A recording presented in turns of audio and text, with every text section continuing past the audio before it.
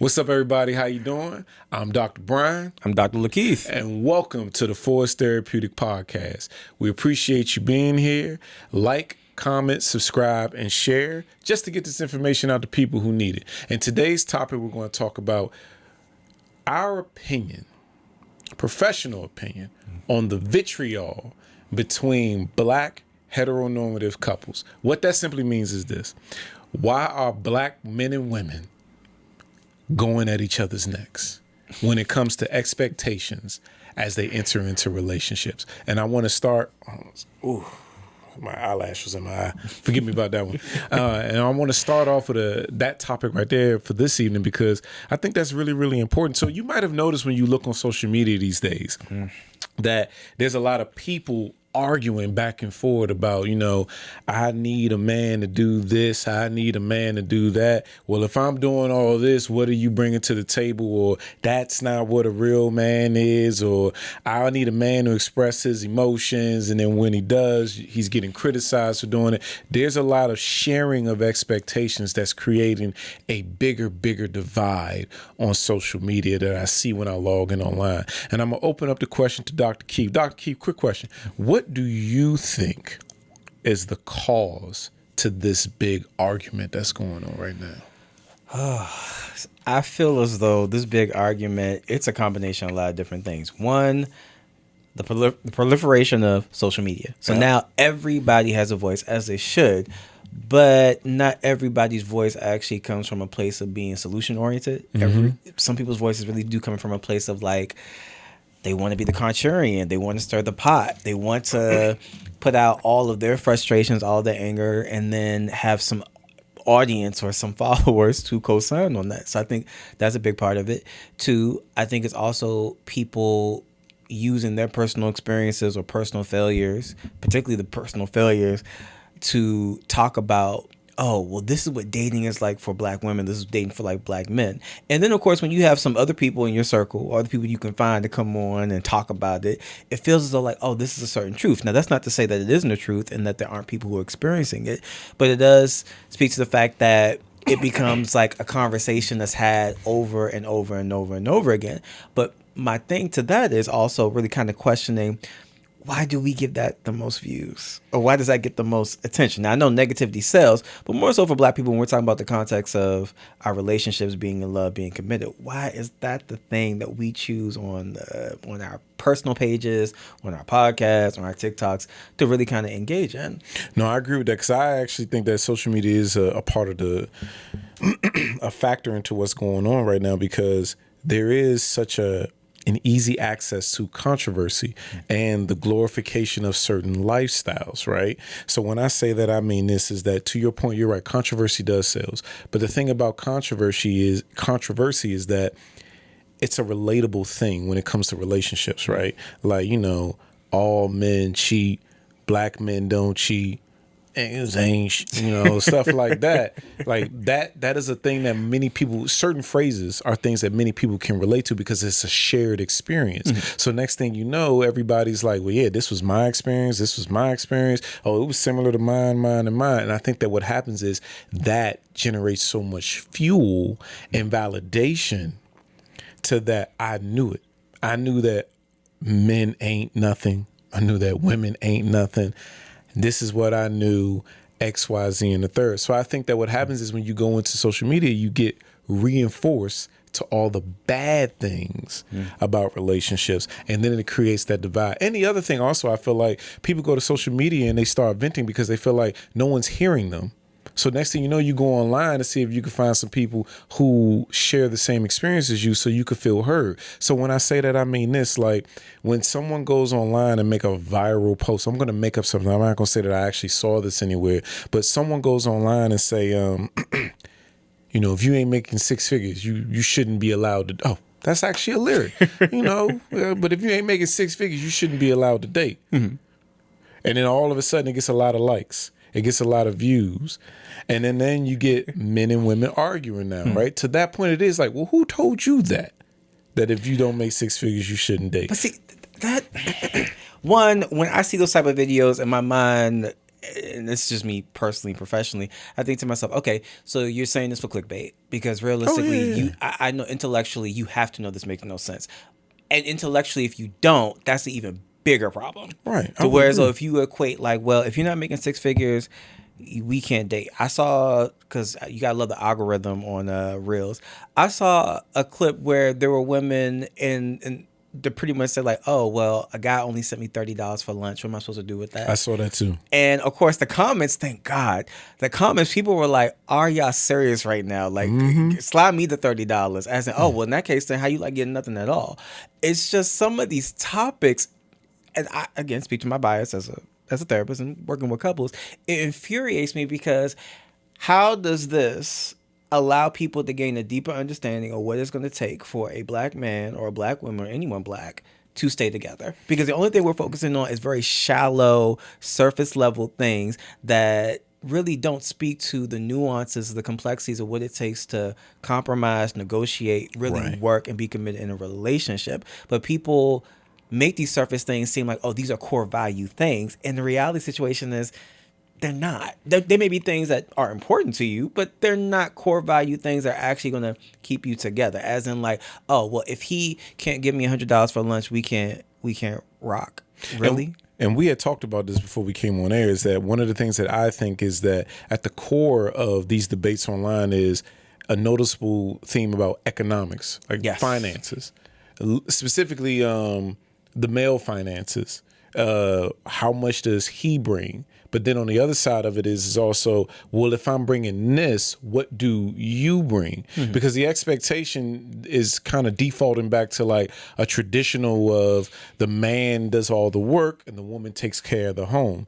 But then now people are starting to question like, well, if I'm doing all the work, if you're just taking care of the home, what do you really bring? But it's not to parse that out, because we could sit there and talk about that, because it's really difficult to take care of the home, take care of the kids, things like that. But it's centered around finances at the core of it. Someone's bringing something. What are you offering? If this is all you're offering, and why do it? Because it's an interesting thing, right? Because I could see both. I'm about to do the thing I said I wasn't going to do. I can see both perspectives, right? Yeah. Like a lot of times, because I've told women in individual therapy sessions that from a male perspective, depending on how that person's said something to them, right? Because I'm using examples right now. A guy might say, especially a young guy in their 20s that has access to like a lot of money, they might say, I just don't see the purpose of settling down right now. Like, why would I get married right now? Why should I get married and give someone, half of everything that I have? Yeah. If they choose to leave, if they choose to up and go, right? Yeah. So from that perspective, it's a finance thing. He's worried about losing the things that he's worked for, right? He's worried about losing the money and everything else that he's earned to a person that may choose to leave and go. So in that example right there, it's being looked at as a sacrifice. Yeah. It's looking at a sacrifice like, if this goes sideways, you get so much more out of me. If I make one mistake, you get to go, right? Now, granted, your rebuttal to that could be, you could just sign a prenup, and that'll take care of that. But even in that example, from his perspective, it's a sacrifice. Now, to a woman, from a woman's perspective, keep in mind, I am not a woman. I'm only going by what I've heard.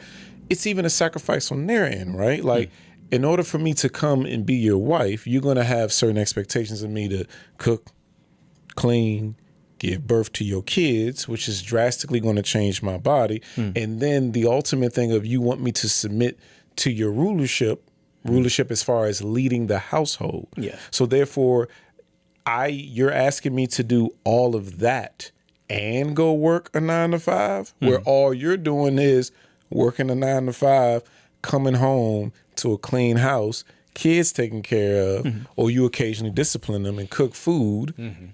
Whereas I got to do all the other stuff and do a 9-to-5. Of course, I want you to be able to provide the majority of the income. But even then, in that regard, it's like a sacrifice on both that I don't think is being seen. I think that when they're trying to share their sacrifices, one person views the other person as being entitled. To what you were saying earlier is where that's getting in the way of people noticing that when it comes to a relationship, specifically your relationship, not your neighbors, not your relatives, there's an area of context and compromise that has to be given. Context meaning, what is the nature of your relationship? Compromise is, how are y'all willing to make your relationship work for you? And I'm glad you said all that, because what it made me realize was this: one of the issues with these conversations that we're having, whether we're having them privately, whether a group of friends, whether on whatever platform, is that there seems to be a big emphasis that's focusing on the transactional component of a relationship, as in money, as in time, as in like how you dedicate and commit those time for, I guess, exchange of the money or security or things of that nature. And it's doing us a disservice because it doesn't allow us to go any deeper into like the actual real things that keeps you in the relationship, because we're so hung up on aesthetic, finance, quid pro quo, as in this for that. It doesn't allow it to go any deeper to get to anything anymore meaningful. So you're talking about like in the beginning and dating stages, right? Yeah, in these conversations. Okay, all right. As in, because my thing is like, usually in these dialogues, it always starts off, or stays, I should say, and doesn't really move any further with like, oh, what the requirements are. But it very seldom goes a little bit deeper into like, so what's the value system? As in, what are the values that are important to you in a partner when we're talking about spending our lives together? And those values, as far as do they extend themselves into the context of religion?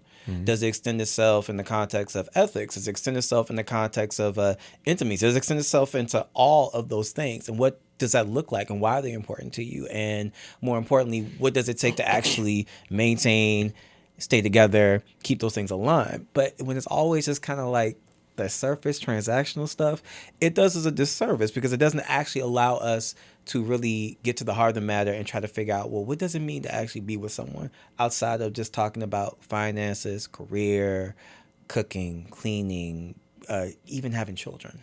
I think people do get to that stage after a while, but to your point, you're right. Like in the beginning, it is surface context, but this is me playing devil's advocate. Any encounter with somebody you meet for the first time is definitely a surface context. You're going by how attractive they look, what type of clothes they got on, what type of shoes they're wearing, what type of car they drive.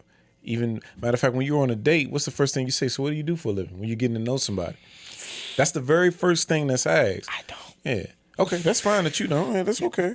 I would imagine that a lot of people do, like, so what do you do for a living? Or if I ask you, like, well, no, that's the same question. Like, so what do you do for a living? Yeah. That's a surface level thing, because then I'm going to judge how successful you are in life.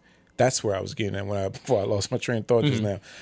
By me asking what you do for a living, I'm judging how successful you are in life. And I'm using this as a generic term, not Brian, but I can see how somebody's saying, like, what you do for a living will help me to determine how successful you are in life, is what I'm trying to get at before I kept stumbling over my words. But that's a surface level thing as well. So people tend to meet each other off of a surface level thing. And I think that what's happening with the back and forth online is that, to your point, we're just staying at the surface level thing. But I think what's going on is that people are kind of yelling on social media that their expectations of, if we're going to meet initially, you need to have this and this and this before you step to me. And it's the sense of entitlement, I think, that's irritating both sides of the equation, right? Because as I look at it, it really is like I'm sharing my perspective. Yeah. Like there are some, I don't want nobody to get all riled up, but there are some people who are like, you could look at it. There's certain beautiful women out there you could look and be like, okay, yeah, no, I got it. Yeah, you probably are dating a certain caliber of men, NBA players, football players, famous successful bankers or lawyers, but that's a surface context that I'm dealing with, right? Yeah. So like if that is your reality, that you do date those people, then I can see where you're coming from, where you're like, you gotta have a certain type of income to accommodate the dating lifestyle I'm used to.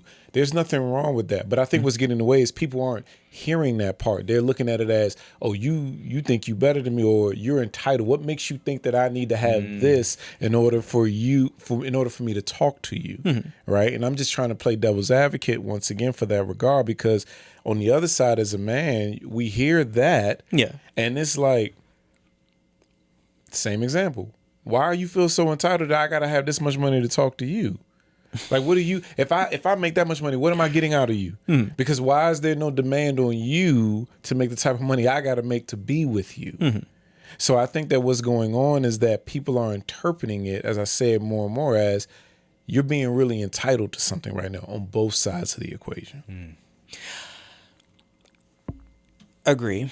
I would also say this, though. Me personally, when I'm hearing some of these conversations and we just stay on that surface level thing, and this is just me personally and professionally, I kind of question the people that are having this conversation. I want to ask, tell me about your most serious relationship and tell me about, well, you can start with the surface level things, that's fine, but also tell me how deep did it go? As in, like, Always ask her, yeah. But that's the thing. I feel as though, like, that. What's the longest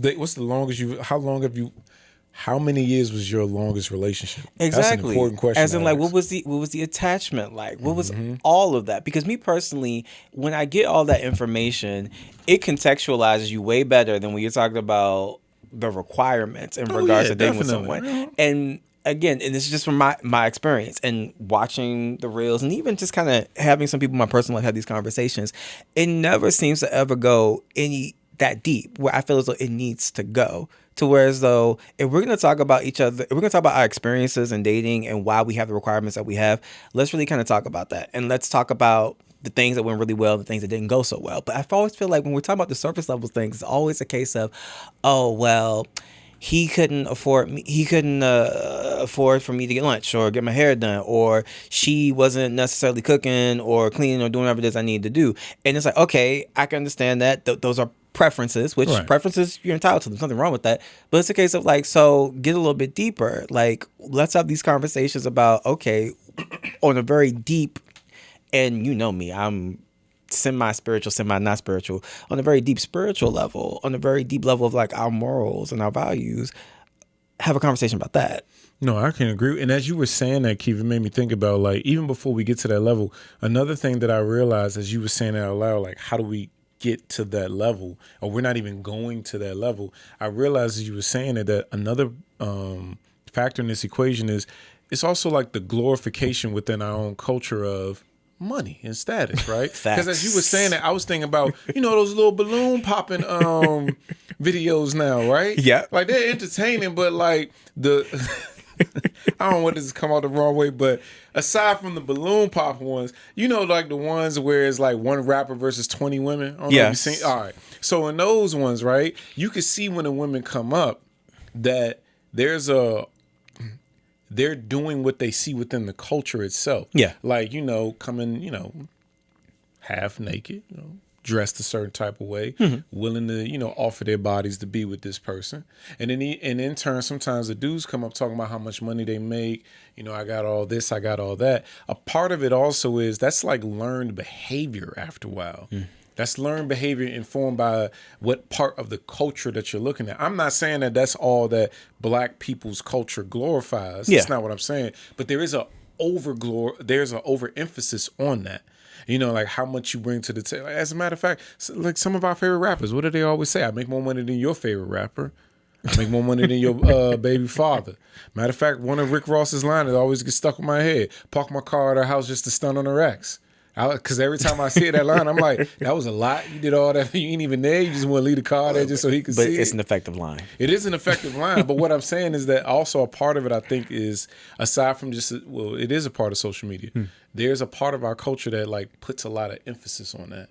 Yeah. It puts a lot of it on the monetary and the economic part. And I think that gets in the way of getting to that level that you're talking about right there. Because it is kind of like, and I'm not necessarily against what I'm about to say next. It is kind of like an interview in the beginning, right? Like when you're dating somebody. 100%. And that's, believe it or not, I think that's an important thing. 100%. Honestly, within the realm of mental health and couples dating, I think that's important to ask certain questions, 100%. When you're on a dating thing. It's not just about how much money you bring, like what are, like those things you were saying.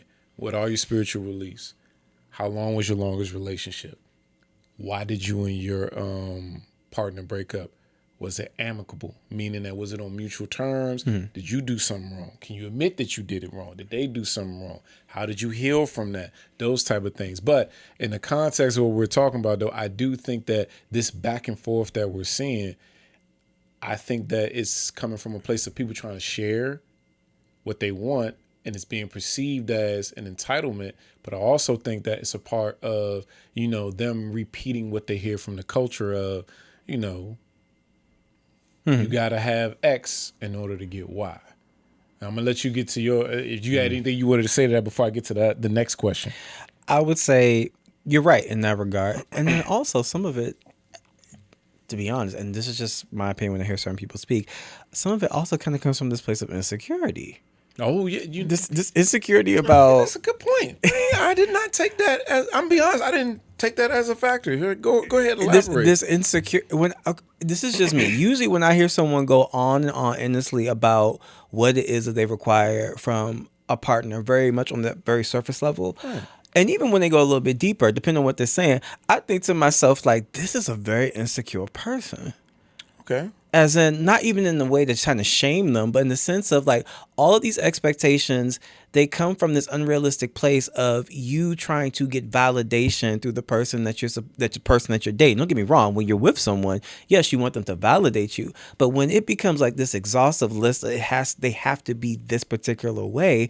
It's less about a preference, and it becomes more so about you need this person to either validate your identity, you need this person to either validate your intellect, you need this person to validate either your lifestyle. It's the reason why, don't get me wrong, I get it. When you enter a certain tax bracket, you are accustomed to dating a certain type of person, 100%. And if that's your preference, nothing wrong with that. But then it seems after a certain point, it seems like you're dating this particular person or a series of people because it's validating something within you that for some reason that's just not being validated by just being who you are, just being by yourself. And it just seems kind of bizarre because it's just a case of where it's like you're listing all of these things where it's like this person doesn't exist.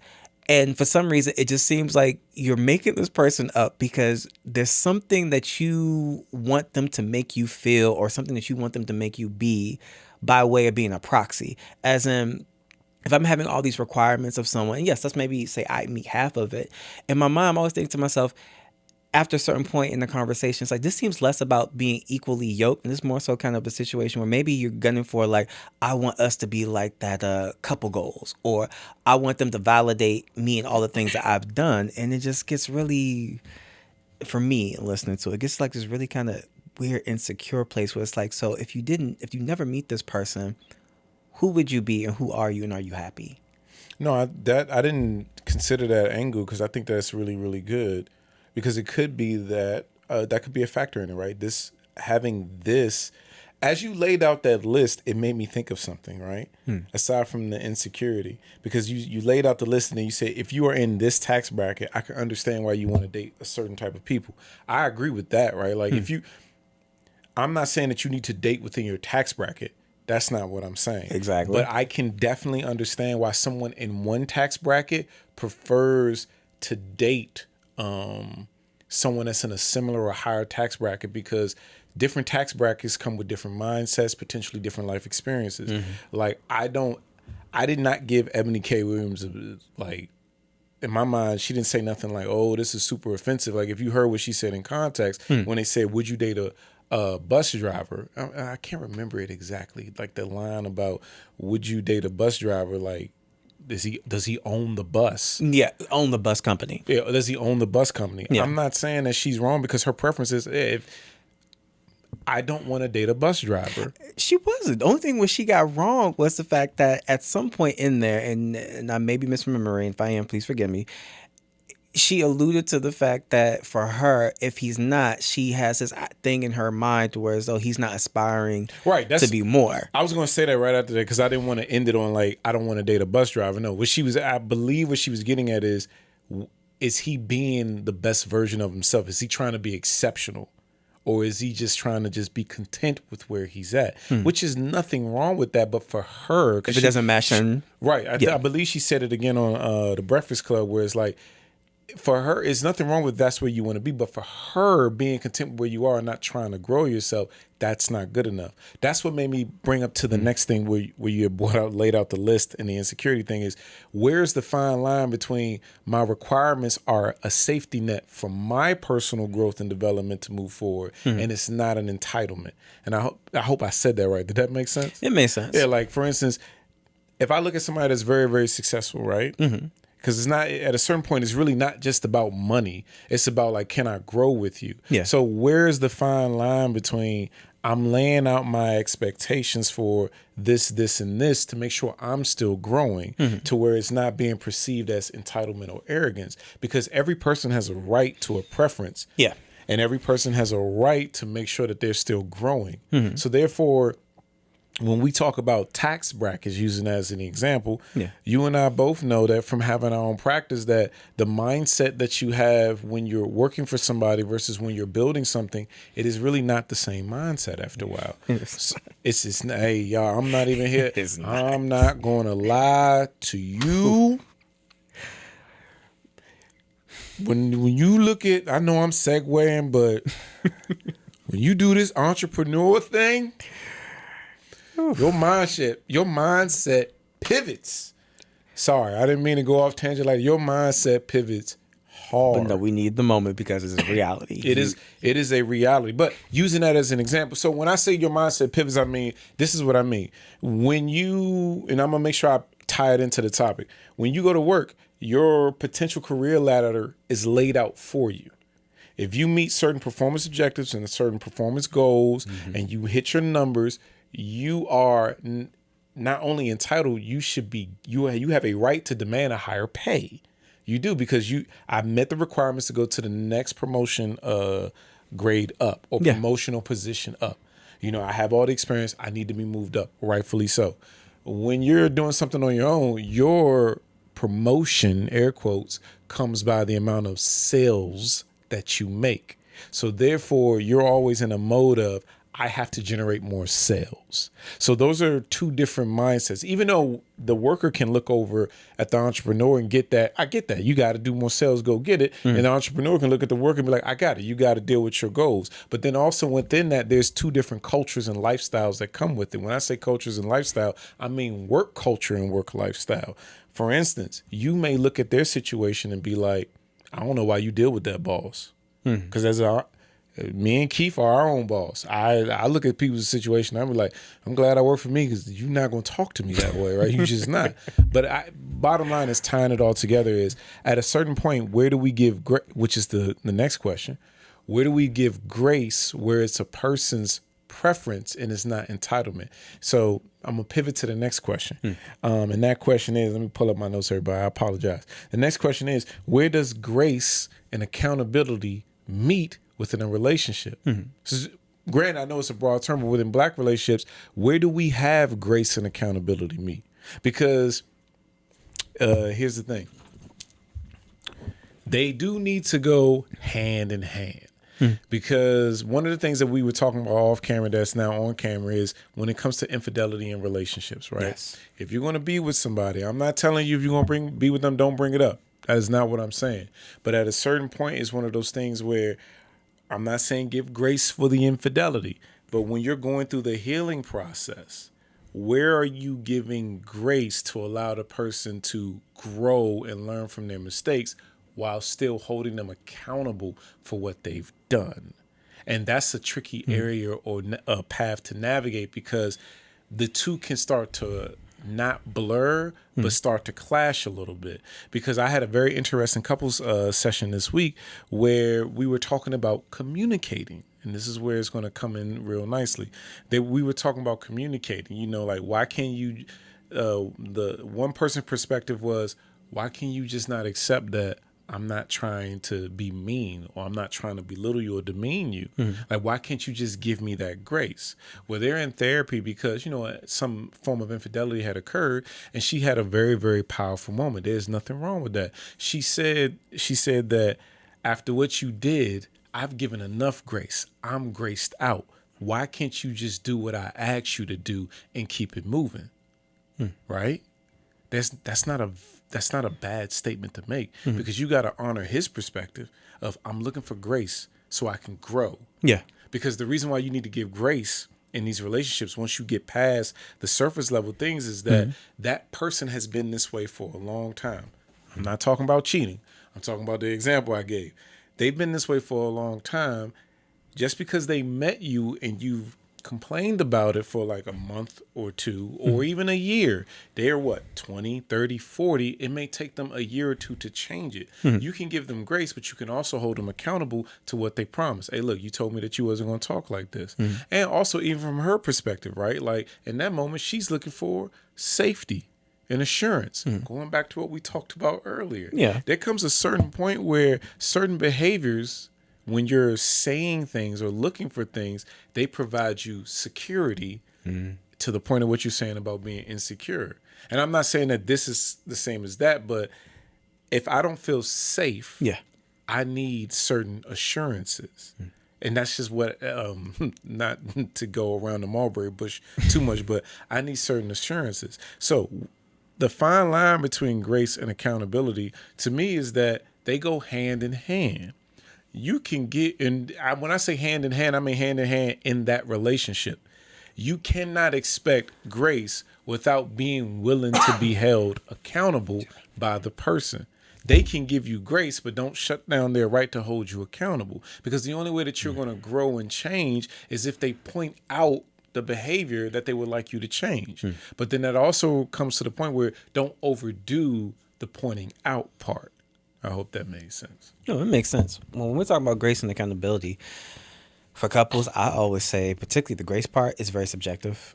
You have some people where grace can extend itself for the whole duration of a marriage. With one partner just has so much love for the other. It's like, I just have this abundance of grace for you to where so I recognize who you are, who I married, and I just accepted that reality. And so for those things that bother me and for those faults, I just give grace. Then you got some people where it's kind of like, okay, this grace has a shelf life. And usually for most people, the grace has a shelf life when it's a situation where when we reach a point where it's like, okay, now I really feel as though you're not even trying anymore. Right? So the accountability part, as you mentioned, grace and accountability, they have to go hand in hand, because when we come into our relationships, even in our relationships till the end of the relationship, wherever that may be, it's a situation we're not going to always show up perfect. And we're always going to be extending each other grace. And that's just the reality, right? The accountability part goes in hand in hand with grace in the sense of like, if we acknowledge the fact that there's areas of growth and that we have to work on them, then we also have to expect that other person that we're in this relationship with to point out to us when it's like, you're not doing your work. Right. You're not holding up your end. You're not keeping the promise that you made to me when we decided to do this again, of you were to actually put forth an effort and try. Right. So then that's where, like, me personally, I can understand where the grace comes to an end. But also with that, on the flip side, it's a case of if it's a situation where you're looking at the person saying like, oh my goodness, it's been 6 months, why are you not getting this? It's a case of, well, are we being realistic? Because to your point, correct. If because I always love when people come in and it's a case of, we're married now, the expectation changed. It did, but the person didn't necessarily change. Yeah, my thing is, was it communicated that the expectation changed? Probably not. And even if it was, my whole thing is this. If I was dating you for 4 or 6 years before we got married, for the most part, I have a good idea who you are as a person. So even if we got married and yes, we both had to understand the expectation change, I also still recognize you are who you are. Right. And I have been paying attention to you during that time. So I recognize that this change process from where we were to what the expectation is now, it depending on who you are, I may understand it may take a while. I may even understand that it may take the whole entire time we are married for it to happen. It's just a case of I'm always curious before we enter to this place where expectations change, before we got married, before we even got to this place of having conversations about grace and accountability. I'm always curious to know, were we paying attention to each other? Because reality situation, unless in some cases it does happen, you switched up on me, you got brand new. The reality situation is you are exactly who I dated. And the only thing that changed was the fact that we just got married. And yes, maybe we agreed that the expectations changed, but it's still the fact that the expectations changed. But guess what? We're still kind of the same people.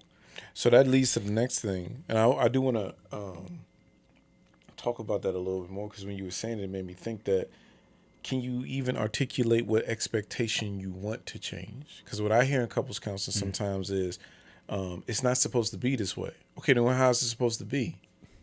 I'm not sure. So then I respect that you're having a bad reaction to what your partner did.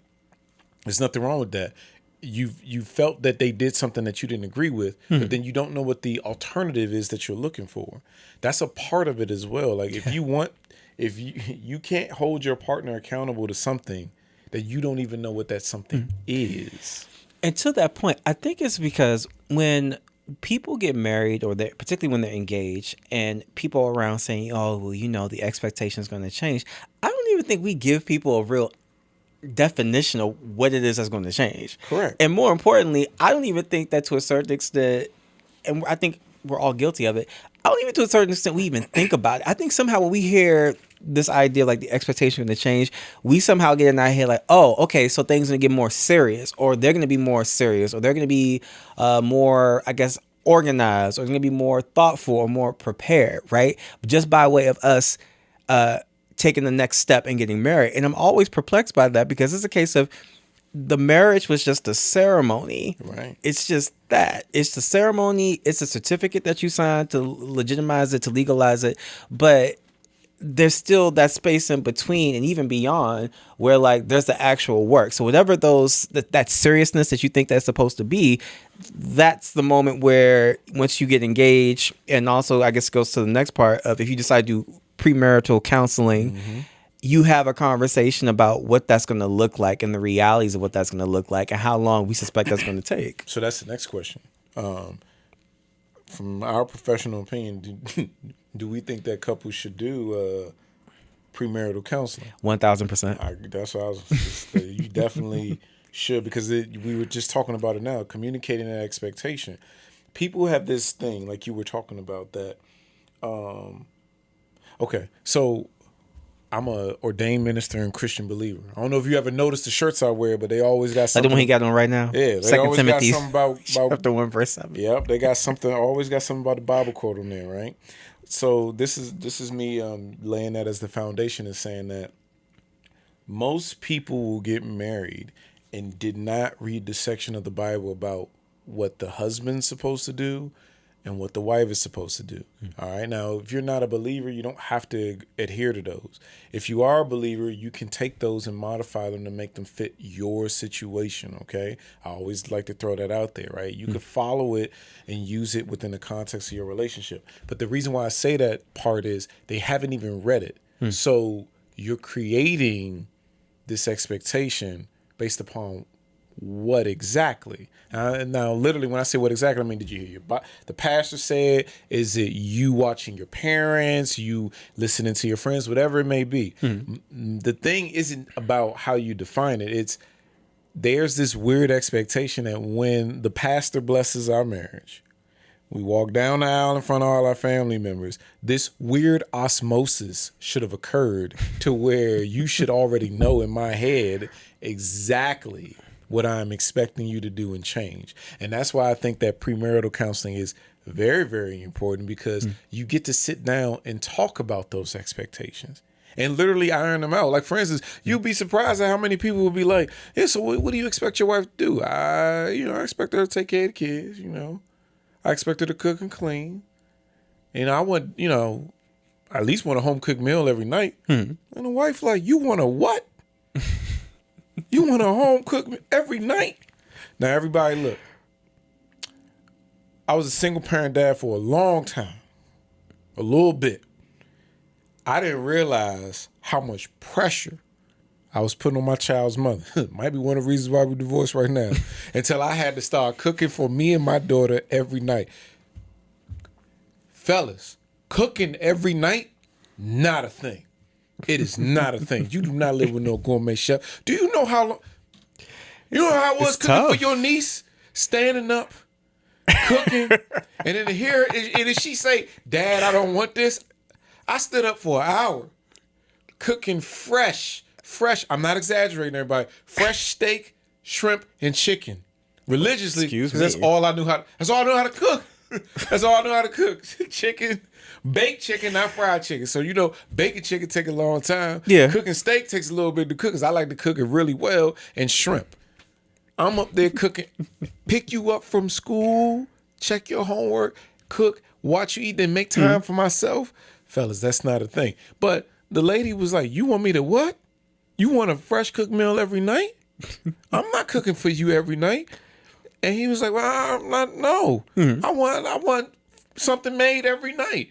That little thing right there, it wasn't communicated to premarital counseling. Yeah, and look, that is real. Having conversations about experiences and expectations before marriage, and also premarital counseling is also a great place to kind of come. And even though two people may know they love each other and they want to be together, kind of give a space to talk about those things that really haven't been spoken upon, right?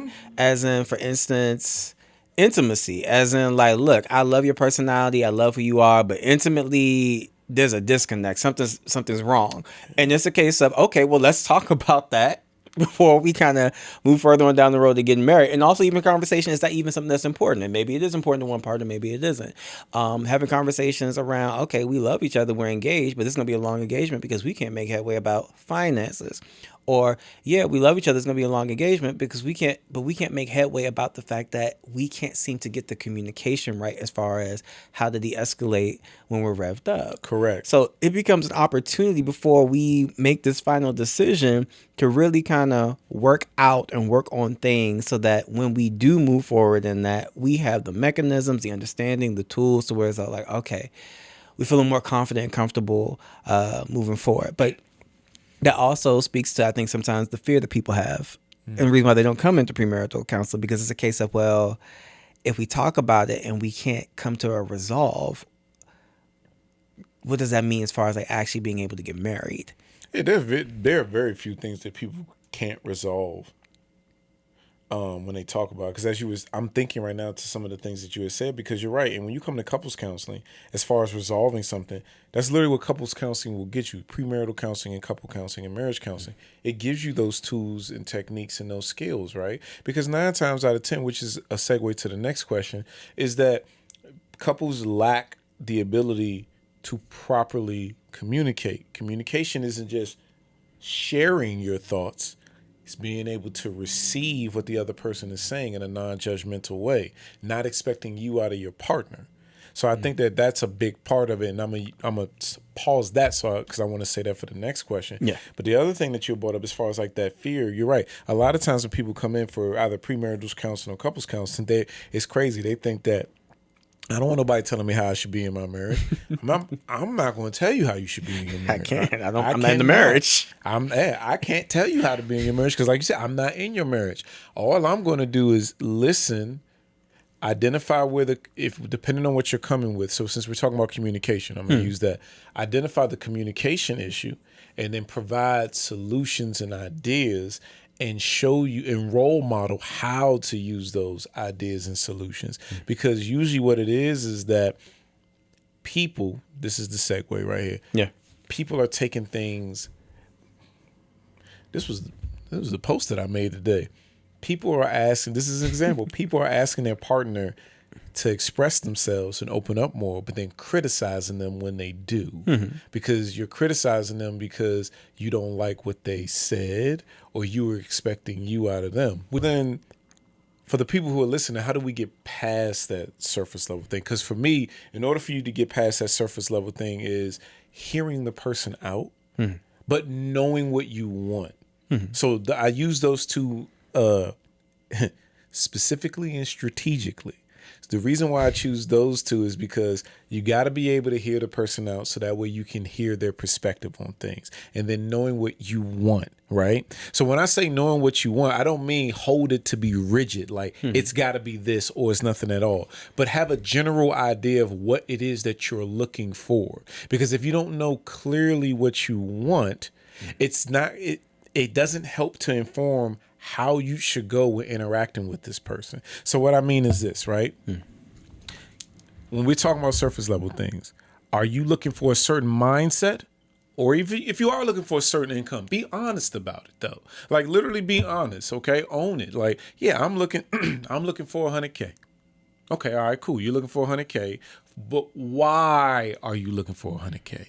I think that part's really, really important. Just professionally for yourself, right? This isn't for the couple or for the other person. This is for you. Why am I looking for the 100K? Is it because society's told me that, or is it because I have that type of lifestyle, or I'm looking for security, financial security from my partner? Be honest with that. That part's very, very important. Are you looking for someone who can, quote unquote, help you grow? What in what area of growth are you talking about? Is it spiritually, mentally, financially, emotionally? Basically, what I'm getting at, I'm not going to go down a list for everybody, but I do think a way of helping you get around the surface level things is looking internally to know what you want. Be specific, right? But don't be rigid. You know, like if they don't check off the items on the list, but they check off one important thing, give it a try. I'm not telling you to be rigid to the list, but know internally what you're looking for. So that way you can go into this dating situation, you know, knowing what you're looking for. Now, when I said communication, as far as hearing that other person out, listen to them. Like I'm giving Ebony K. Williams her grace. Like if he or she is doing, you know, the bus operator thing, because I'm not about to have Metro workers coming after me. If they're doing the bus operator thing, but they have ambition and this is the starting part of it, okay, cool. You would have heard them out. You could see that there's the ambition there, or there's something else in it that you're looking for. Be willing to hear the person out, because if you stick to the rigidness of your list and they don't check off certain things, you'll start dismissing them. After a while, you're not listening. You're missing out on potential other key things as well. But that's my opinion. Being able to listen to the person, but knowing exactly what you're looking for. Okay, but not holding it like, if it's not this, then I'm not doing it. That's my professional opinion on how you get over that surface level stuff. Yes. Because I'm not saying that the surface level stuff does not matter, y'all. I'm not saying that. I'm going to be honest with you. We go on a date.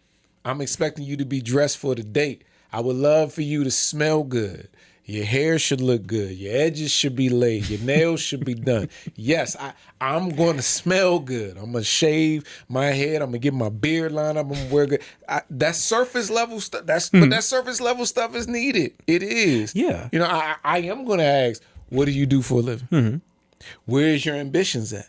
Where do you plan to go? I might even ask, depending on like what you do for a living, how do you manage your finances? Because if you're better at managing finances than I am, you know, I'm like, hey, well, maybe you could teach me something right here on this day. Like, so this is what I put away. Yeah. You know, this is what I invested. That's why I say like surface level things have their room, but how do you move past it is start on the inside. What do you want? What are you looking for? And I think that touches on to your point about is it coming from an insecure place?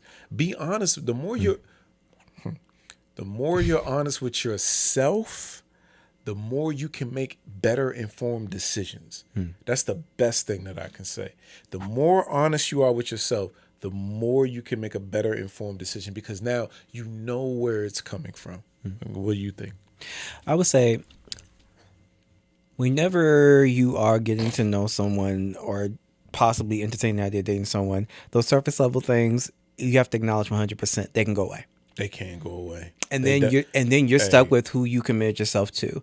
And you have the responsibility to yourself, and that person has responsibility to themselves and your responsibility to each other to investigate.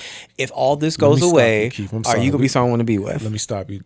Dr. Keith, that was good. We got to let that marinate. Did you say that again? That stuff can what? All that surface stuff can go away. The thing that people... That was good. The thing that people know, but for some reason they forget, is it happens. It's true for dating and both when you get in a serious relationship. There is a 50% chance that person that you meeting on that date is lying to you. Exactly. Or things can switch up and go wrong, even if it's outside of our control. We match each other on the surface and we're happy and we're great. I end up, knocking on wood, having a stroke. I can't work anymore. And all that money that I made, all the career and ambition I had is now focused in on me just trying to survive and get better. We're going to cancel that in the name of Jesus Christ. You shouldn't. I'm just saying. I'm just using myself as an example because I want to speak down on somebody else. Now you're stuck with me. You're really stuck with me. Do you love who I am? And by the way of getting past that surface stuff is you have to ask the person those things that you know that are important to you, that you know that you have to have in a person's personality. As in, are you funny? Are you kind? Are you someone who is spiritual and you believe in a higher power? Are you someone who, even if you don't believe in a higher power? Do you still believe in doing good things and goodness and kindness? Are you someone who believes in embracing people as if like their family? Are you someone who believes in good deeds? Are you someone who can be moody but still, manages those moods where so you can show up for me? It's really kind of having to ask ourselves, if you lost all those things, what would it be that would keep me with you? Because once we get to a place where it's like, okay, they checked off all the things on the surface level, look good, employed, nice car, nice house, can cook, whatever it is, that's wonderful. But then you have to ask yourself, if I remove all this stuff away, what would it be about you that would keep me with you? That if something was to happen to you, I wouldn't even feel obligated to take care of you. I would want to take care of you. Well, that would be love at that point. That would, in my opinion, that would be, you're with them at that point because you love them. You're right. So what I'm getting at is before you even get to that place of love, having to ask yourself, okay, so let me think about, because again, it starts internally. Let me think about the components of a human being that if I take away all of that material stuff, that would pull me into them to where I would not want to leave them. Yeah, I heard that would be as the relationship grows, as I hear you say it, because this is me. I'm not thinking that in the beginning stages of the relationship until like I see like we're heading in a more positive direction. And I would say that's the problem. I'm not even saying that we have to be in love for me to even start thinking that way. But what I am saying is before we get to a place of love, or even love is even possible, if love is even possible, I need to know enough about myself to know that these are the type of things that are important to me, that pulls me into a person, to see and investigate the possibility if you possess those things. Wait a minute, hold on. Restate because now I'm lost. Because I actually think that what you're saying is that what is it about this person that will make me stay with them if something went wrong, right? Yes. I think that there's a point where we're talking about two different parts of the timeline. I think that there's a danger in asking that question too early. I'm not even saying asking the person. I'm just saying asking yourself and investigating. Even then, like asking yourself, I think there's a danger in asking yourself too early. I think How so? So here's the thing. If I'm asking you, what is it about this person that will make me stay with them if something was to happen to them, and you're too early in a relationship, you have no real foundation, in my opinion, on what type of character this person has. So you're asking yourself to look for gold when you haven't even looked at exactly what you're dealing with on the surface. I wouldn't say looking for gold. I would just say having to ask that of yourself to kind of investigate. Not saying you have to concretely say, oh, I'm going to go and find it. It's a case of, let me keep in mind that for me personally, I know this is what I need in order to be with a person or be drawn into a person. And if they don't have with it, a person or that person, be with that person if you're dating them, that particular person if you're dating them. But even in general, if you're dating, period, as in, let me kind of see, okay, I know me well enough to know sense of humor, loyalty, family oriented. Yeah, I was talking about that earlier with that, knowing what you want. Exactly. So I think we say the same thing. Maybe we're saying different ways. Because I was about to say, like, I thought you were. The reason why I say there's a point of where you're asking certain questions too early is because this is just me. Because I might be misinterpreting what you're saying.